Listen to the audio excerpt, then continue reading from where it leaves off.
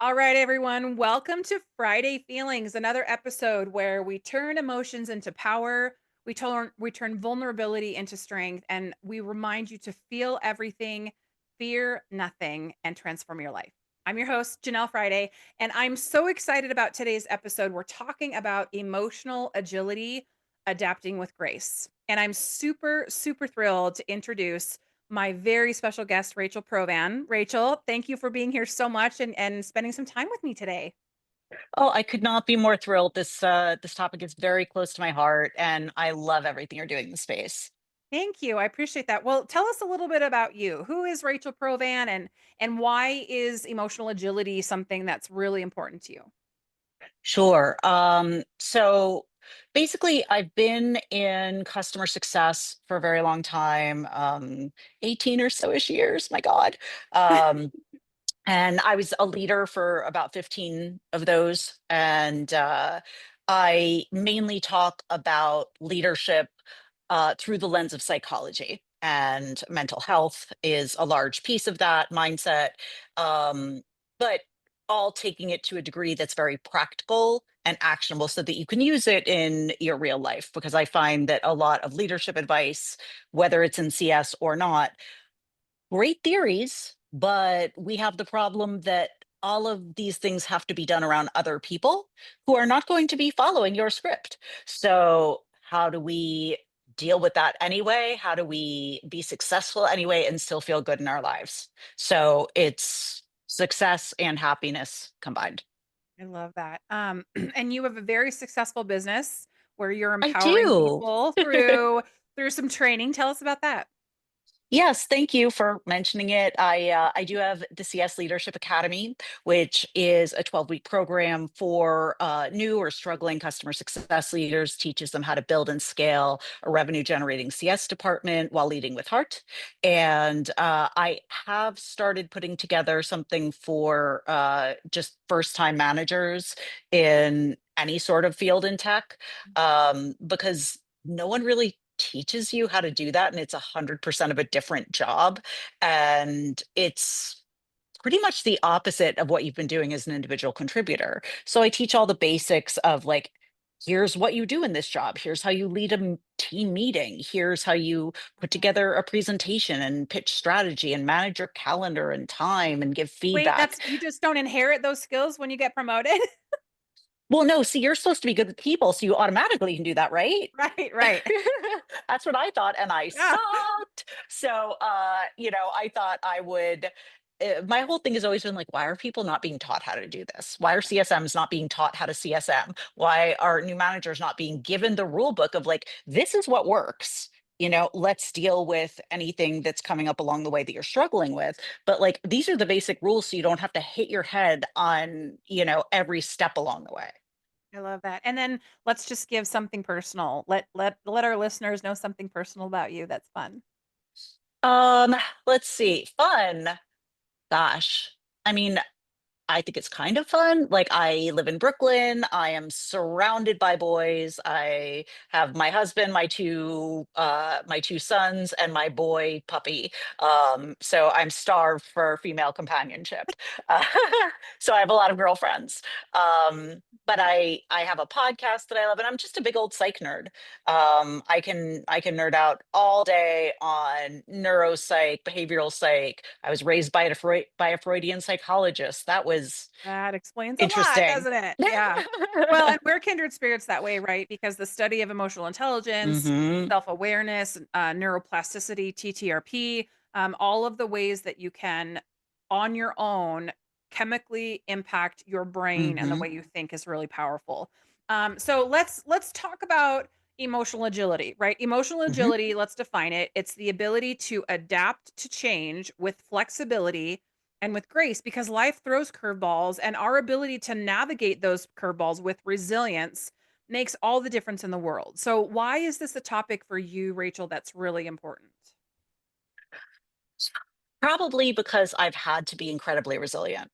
I've had to adapt to so much change. And I mean, I don't think that's terribly unusual. The nature of life is that nothing stays the same.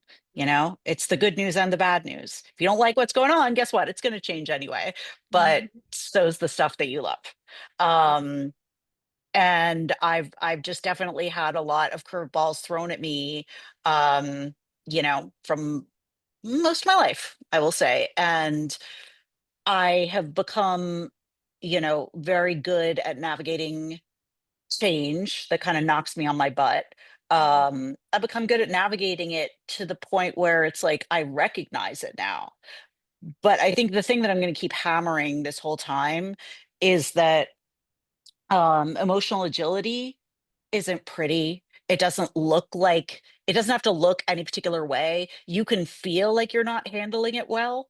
And that is the process of emotional agility. Part of it is falling apart to put it back together differently and stronger. But resilience and emotional agility feels like shit. And I think that's something that most people don't realize. So they think that they don't have it. But all it really is learning and figuring out the next phase of your life. It's the way that we grow. We never level up when things are good.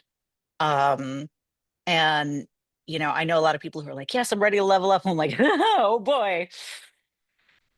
boy, what have you just called in? Um, Mm. so yeah, that's my main interest in it and message around it. It's that it takes a long time to learn that, oh, this is just learning, and that things turn out okay. Not necessarily the best way ever, but like up to now, Mm. I've survived. Yeah. So I Well, and so probably will really continue to. yeah, well, and let's really get into the nitty-gritty of emotional agility. We know what the word emotional means, Mm, but let's dig into an emotional agility perspective versus emotional rigidity, right? So, mm-hmm, emotional agility being that piece of pivoting. When mm-hmm, something bad goes wrong, when someone you get fired, you make a mm-hmm, mistake, you max out a credit card, you have a fight with a spouse, like whatever it might be, the ability to be agile and pivot, to not give up, to not bury your head in the sand, to kind of we say that pull up your big girl pants or pull up your bootstraps and continue marching forward. I would say that as long as you're breathing, you're winning, mm-hmm. right? Yeah. It Because doesn't necessarily feel that way, but your no, brain certainly sees it that way. 100%. And I think that's where a lot of it gets confusing, is that people are just like, oh, stiff upper lip, get on with it. Like, you're still here, so you've survived. And yes, but I don't think there's enough talked about where, like, what strategies do people do to not completely fall apart. And what I mean by falling apart is not like, oh, you're crying, oh, you have a bunch of bad days and you don't get out of your sweat clothes. What I do mean is you're not taking on really harmful habits. I think there's a whole lot of substance abuse happening right now Yeah. in, corporate America, because it's just becoming more and more untenable, and people don't know what to do, so they just try and numb out. And that I is I mean, I identify with dangerous. that. So I'm an Yeah. emotional eater. It's a Hmm. challenge. I'm not even going to lie about that, and I've been pretty transparent about that. But from a change perspective, you kind of highlighted that change is inevitable. The one thing Hmm. consistent in life is its unpredictability and the fact that everything is changing all the time. And so I think to your perspective, when you talk about strategy, it's a learning lesson, right? So self awareness, I talk a lot about, is the front door to EQ because Hmm. if you're not self aware, you don't know when things are really going wrong. You don't really know Hmm. when you're off track. You can't identify wow, I'm super emotional, but it actually has nothing to do with what's happening in my life right now. I'm being triggered by something else. And so let's dig into a little bit of your story. When do you think you really accepted and leaned into this word of being agile, of being emotionally resilient through difficult things? Were you a kid? Were you a teen? I mean, not from you surviving things, but being absolutely aware that Yeah. you were being emotionally agile. It probably hasn't been, until the last 5 years, honestly. Okay. I think I was always good at it, but I don't think that I had the tools that I now have. Um, I got some of them in maybe my early 30s. I'm 45 now. I'm very, like, not quiet about my age. So hold on, let me turn my notifications off, because all of a sudden everyone is pinging me because I'm up on a Of course, podcast right now. Of course, always. right now. Um, so um, yeah, it definitely took me a long time. And it took me a long time to be able to have any feelings and not be completely terrified. Um, and I've always kind of, if I could have, if I could have it my way, I would be a floating head. Not have to eat, not have to sleep, just be able to have my lovely ideas and communicate with people and help them, but not Mhm. have to tote around this reality of a body and its inconveniences and feelings. I just want to be thought bubbles. Yeah. And guess what? That's not an option. Yeah. It comes with.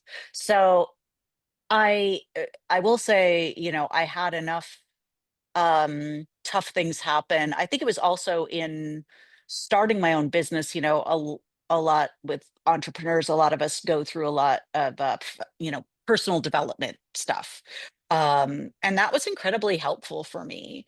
I've had 15, 20 years of therapy, but that stuff really shook things loose and made me a lot more open to the idea of, oh God, I've got to actually feel these things in order to be able to move through them, because they'll just sit there like a lump in my stomach and make me sick. And Um, we're talking about things like stress, yeah, anxiety, yeah, fear, insecurity, right? I just want to start completely. let's Yeah, name yeah, yeah, those yeah. things to really So identify what let's we're working. let's talk about some stuff. Like, I mean, I don't want to get all woe is me, but like I've had some difficult things. My dad died suddenly when I was 22. I lost a number of friends around that same time. Like, they just like passed away, whether in 9/11 or, diseases and stuff. Mhm. So fairly early on, things got real. I was not under the impression that I was invincible for very long. But I will really say that I had kind of like a changeover when I finally built my own business, because I had had three short stints in a row, two of which I left voluntarily, um, one of which I did, that was their choice. Um, and by the third one, it was like I really felt trapped. I really felt like I couldn't leave because I had these other two short stints. I could not Mhm. find more work, even though like the work I had done was incredible. But people like, you jump around a little. It's like I could tell you, but you don't want to hear it. And that third one was really just so toxic that it really did take me down. Like, you can only take so much in a short period of time, like from 2020 to, or like really 2018 to 2022, just a lot of There's a lot. things that really shook my confidence and my belief in who I was. Mhm. Um, and then when I decided to start doing something on my own, um, really seeing that a lot of that came from a systemic place rather than just me. Um, Mhm. but I will tell you something about my emotional agility and resilience is that I learned in my early 30s. I had just ended um, a 7.5 year relationship. It was basically, my most of my 20s, like my entire adult life. And I had just been like, no, I'm going to pivot from this. And I was very depressed, and I actually learned some about cognitive behavioral therapy around that time. I wasn't in it, but I picked up all the books and learned all these things. And this was the first time I really understood, like, really had the realization that, like, oh my God, my thoughts aren't necessarily right.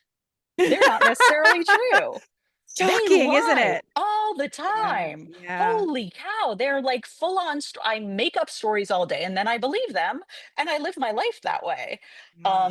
So getting some tools there to learn to examine my thoughts, question them, and say, like, okay, in this moment right now, is any of that actually happening? Is any of the things that I am so in fear of that I have decided are absolutely going to happen because of this one thing, are any of them actually happening right now? They never were. So it's like, okay, learning the difference between a fact and a feeling. And So strong. from there, it took a long time to understand that, yeah, but you still have to have the feeling sometimes. I was like, no, no, I've got my facts. Don't have to have them.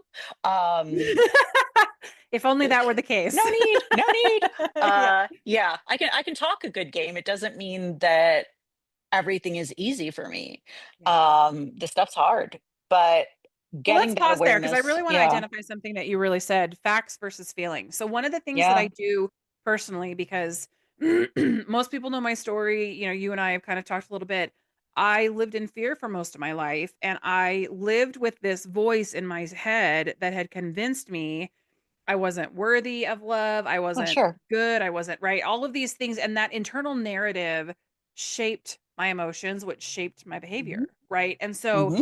when you're able to accept the fact that your thoughts don't always come from a good place and Yeah. they're not always true, you have to stop and ask. Here's what I ask myself. First of all, is it true? Hmm. So if I'm getting ready to go into a job interview and I'm telling myself, man, I didn't get the last job, I probably said something wrong, I'm not really great at doing these things. Is that really true? Well, I've been employed multiple times. I've landed really great jobs. So chances are, no, it's not true. So then the second question is it helpful? Is it helping me to have these thoughts in this moment right before I'm about to go give a presentation or right before I'm Hmm. about to go do a job interview? Is it helping me in this moment? It's an intrusive thought that stems from a place of being insecure or being fearful. And then the last question is it uplifting? I think we are I say we as humanity are very good at talking badly to ourselves and about ourselves. We're very Hmm. good at saying things to keep us insecure and keep us in fear and keep us in this neurotic insecure place. And so again, it's being proactive and it's being intentional in those. It's a moment. You have to grab it in the moment when it happens. Otherwise those thoughts run rampant and off you're now weeks down the road going Oh, back to yeah. the moment going, why did I let that thought spearhead this And horrible thing that I just experienced, you know? you live into those thoughts. Like if you're You. truly believing it's true, then you're acting as if, and most of the time it becomes a self-fulfilling prophecy. That's right. So when people talk about like your thoughts become things, your thoughts, turn into your life, that's not woo-woo. That's you're Legit. That is changing your true. behavior That's because right. you're believing it. Like I am very woo-woo, but I am woo-woo in a way that is based in psychology Yeah. and neuroscience and like all these things that I've learned about that it's like, no, no, this actually makes sense because it has to for me or I can't get into it. Yeah. Um, but there is something you touched on there with like the is it true? I am a huge fan of what is it? Come on, I'm picturing it in front of me. The Burns come on scale. Let me just, I don't know why why I'm That's blanking, but okay. I have it, I always have it right like at my fingertips.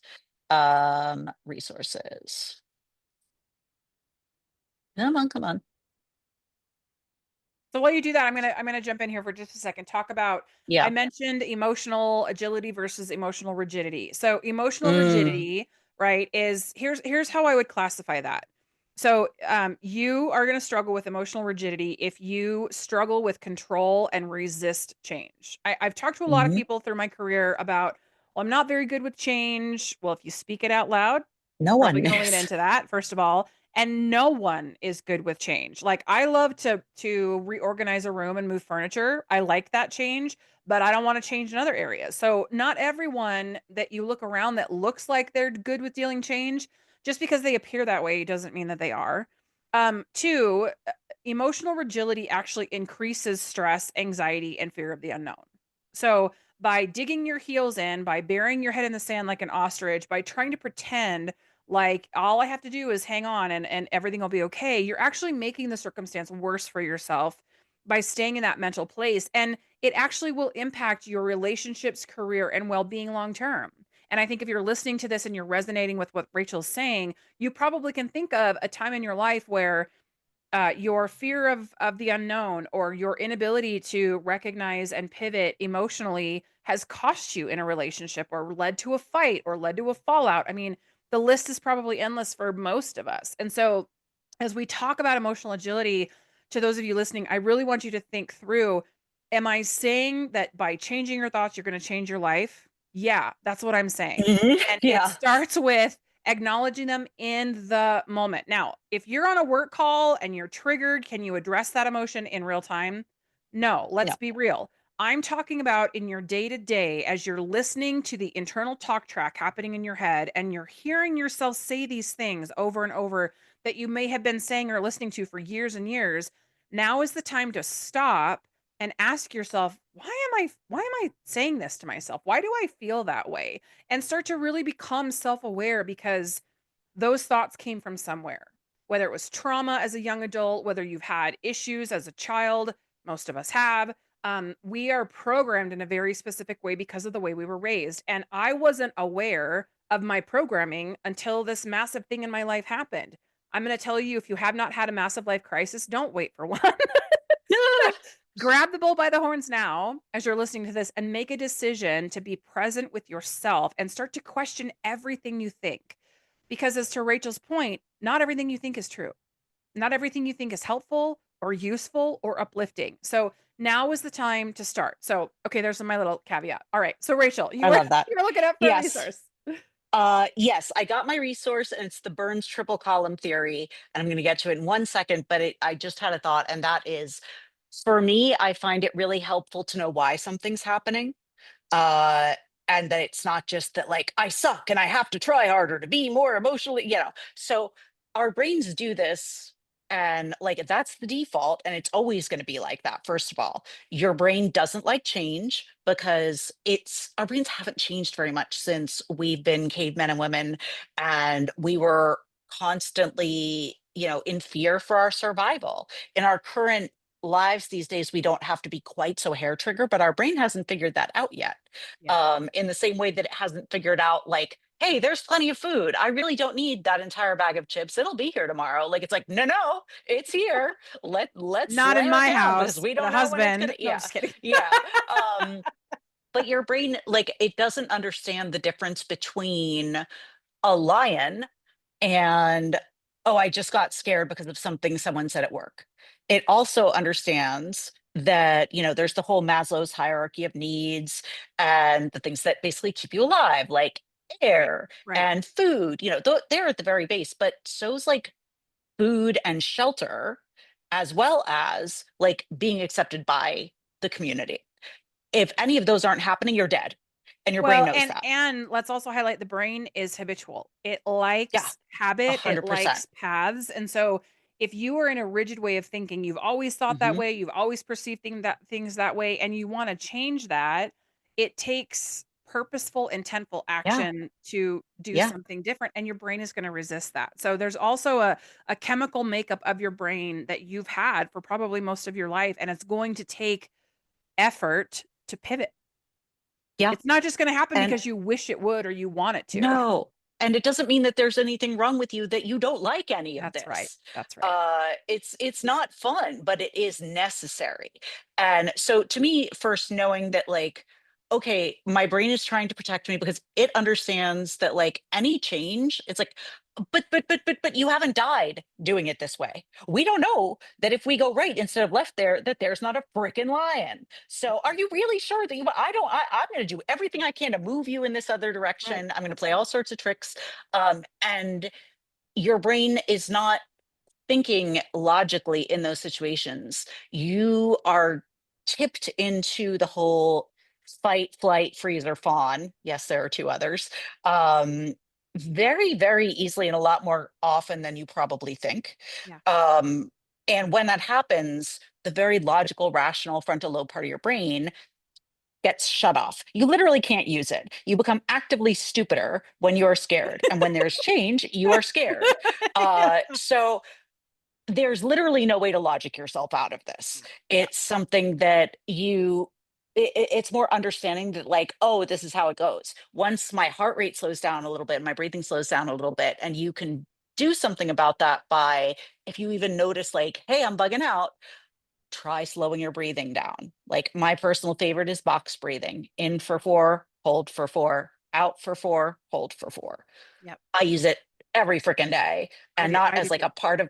not as a part of meditation, but because I'm a crazy person and it helps, you know, get me Yes, we're back on track transparent when, people. That's what this yeah. podcast is all about. We're all a little Because crazy. yeah, my brain will go off on the trolley tracks and I'm like, Yeah. whoa, come back Yeah. here. We have things we have to do and we can't sit here and stare all day in Yeah. terror.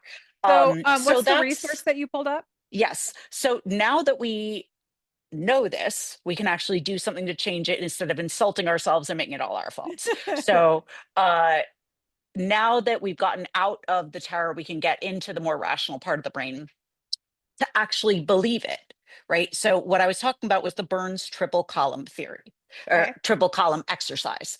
And you literally draw three columns. And it's basically you break it down into one thought. What is the thought that you're having that is really upsetting to you? Something happens, you're upset, you're pissed off, whatever it is. There's a thought that's in there that you're probably repeating, like, you know, he doesn't respect me. Like, he thinks I'm stupid and he's going to make other people think I'm stupid. And then if other people think I'm stupid, I'm going to lose my job. Holy shit. Uh, Now, it's probably not all of that. It's probably just you, like, that guy thinks I'm stupid. I'm not stupid. He's stupid, whatever. It's that whole thing that Yep. keeps playing, but it's generally something about you and it's something that is not a fact. Now, how do you know it's not a fact? If you had to prove this in a court of law, could you do it? Something that is a fact is we had a difference of opinion about something. He said this and I said that. That is a fact. You could get 12 people to agree in a room on that. Could you prove beyond a reasonable doubt that he thinks you're stupid based on that one conversation? Probably not. That's your interpretation. Mm. So it's not going to come necessarily that quickly, but just being able to figure out like, all right, this is the one thing that's really pissing me off. This thing that this guy thinks I'm stupid. So taking that, putting it in the first column, then you go through these list of cognitive distortions. Um, there are a lot of ones that are repetitive, so I'm not going to go through all of them, but the main ones are basically black and white thinking, like either something completely wonderful or completely awful, there's no gray. And or like if positive things have happened in the past, it completely doesn't matter because now I've screwed up one thing and it's all over. So it's Okay. very black or white, yes or no. Um, which is how computers work. So it's even more interesting to do this in the Yeah. tech world. But you're probably looking at it that way. And if you're anything like me, there's the added bonus of mind reading and fortune telling. And this one is definitely in there, but it's just like you're Mhm. thinking this and this is the consequence. So that's a double whammy. Like you're thinking this, and because of that, here's what's going to happen in the future. Here's the bad thing. So what you do is you go through across all of those cognitive distortions, they're listed there, and you just put a little check mark wherever you find one. I think of it like a game, like how many of these can I find in there? So, Mm. he thinks I'm stupid. Well, that's definitely mind reading. It's definitely, you're probably taking it to something in the future about what's going to happen about that. But for here, that's mind reading. For here, it's, discounting the positive. Has he ever Mm. thought anything positive about me or said anything positive about me? It's all or nothing. It's a bunch of ones that are kind of similar. But Okay. I'd say those are the two main things. Now there are different questions you can ask depending on which kind of cognitive distortion this is, but a lot of them fall under the lines of what you were saying, basically like, is this true? Can I prove that this is true beyond a reasonable doubt? How do I know it's true? And I actually love, I don't know a ton of her stuff, but I know Byron Katie has, this work that she does where it's, is it true? How do I know it's true? And who would I be without that thought? I love that. It's just, Mm. oof, that's so Yeah. meaty. So smart. Um, but yeah, it's just asking yourself like, okay, so if maybe I'm going a little overboard by saying like he thinks I'm stupid, could we take it down 10%? I'm not saying that you're going to think like, oh, he has no ill thoughts about me and everything's fine, but can you take it to like he disagrees with me on this point? You see how that takes it from like a 9 to a 6? And Mhm. it's so much easier to live your life at a 6 than a 9 of like, this is the 100%. emergency. Mhm. And you touched on something earlier about like, these thoughts that you have, these that you have to kind of untangle from when you were younger. I fully believe that so much of our imposter syndrome, so much of these cognitive distortions come from how brutal children are with their words. I see it happening to my children right now. They're 6 and 9, and it's really like, because before this, they see the possibility in themselves to be any and everything. They believe they can do anything. They have this growth mindset, and then all of a sudden, other kids start coming in and being like, "No, you don't." And it is that primitive instinct of like, I must be part of the collective or I will die. Because that was true. You needed to be part of a group to survive. So, but basically being told over and over like you're a piece of crap, it starts to, over a number of years, it starts to sink in. Mhm. And it kills It me becomes when your normal, right? it When you does. have whether it's a fellow kid in class or whether it's a parent or whether it's a Yeah. neighbor, we are bombarded as children, and from children I say from 0 to, let's say, 12. Hmm. Teens is a different thing, but when you're a young adult and your brain and your ego jumps to your defense Hmm. subconsciously, right? So the brain's job is to protect us at all costs, and kind of like you talked about, the hierarchy of needs, right?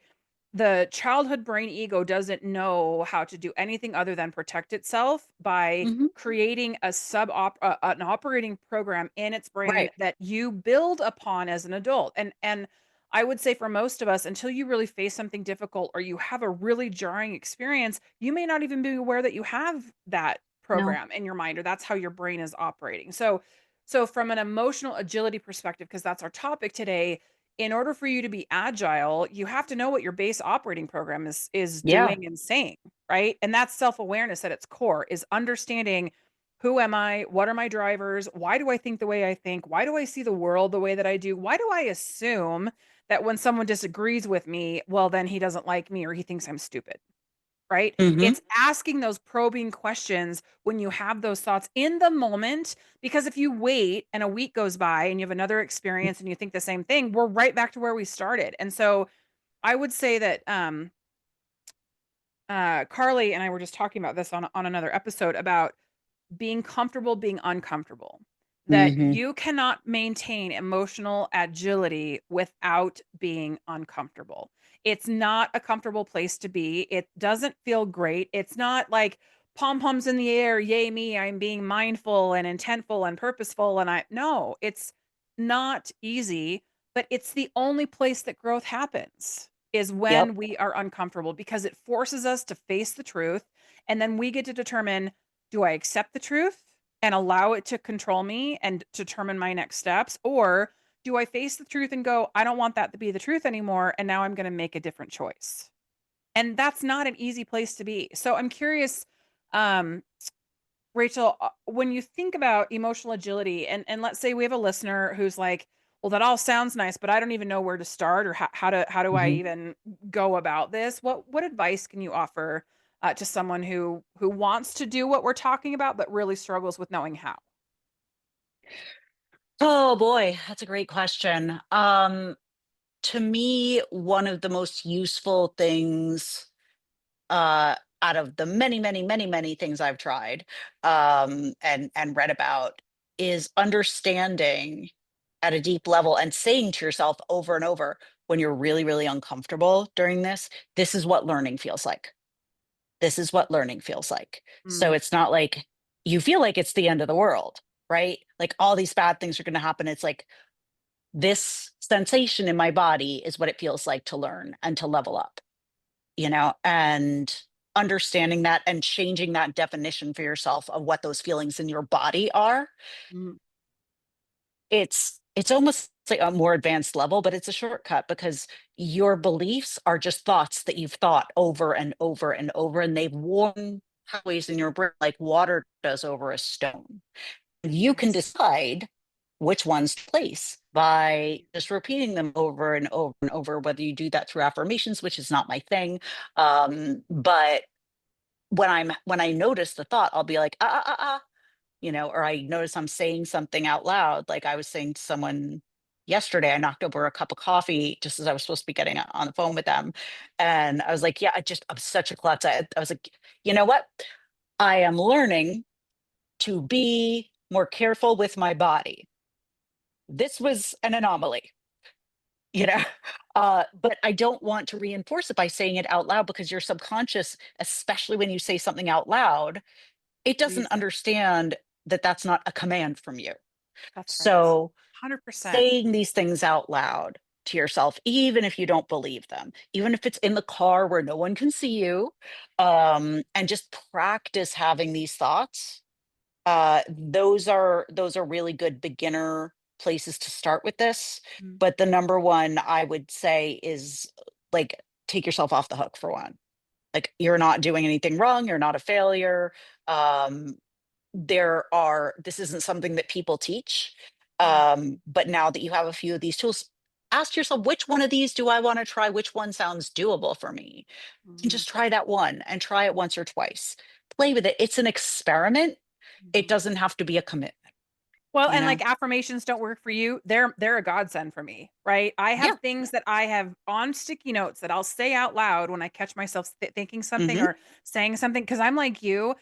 If I'm eating something, it's probably on my clothes somewhere. If I'm drinking something, I Me probably too. like I am that way. And so when you said that, I'm like, oh my gosh, I tell myself all the time, I'm so Hmm. clumsy.